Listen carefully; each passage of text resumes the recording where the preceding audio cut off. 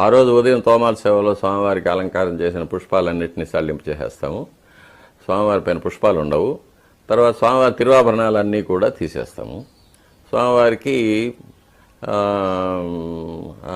బంగారు శంఖచక్రాలు, బంగారు కటిహస్తం, వైకుంఠహస్తం, స్వర్ణ యజ్ఞోపవీతం ఇవి మాత్రం ఉంటాయి. తిరుక్కోలం ఉంటుంది. మామూలు పీతాంబరం, పట్టు దోవతి కట్టుకుంటారు, పట్టు ఉత్తరీయం కట్టుకొని ఉంటారు.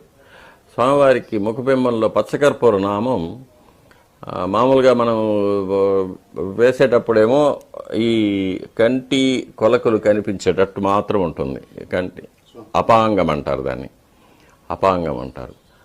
అది కనిపించేటట్టు ముక్కు రంధ్రాలు బ్రీదింగ్ కోసం వదిలిపెట్టేటట్టు చేస్తాం అన్నమాట. గురువారం నాడు అది సగం సగం తీసివేసి స్వామివారి యొక్క నేత్ర కమలాలు కనిపించేటట్టుగా చేస్తాం. అది నేత్ర దర్శనం అంటారు.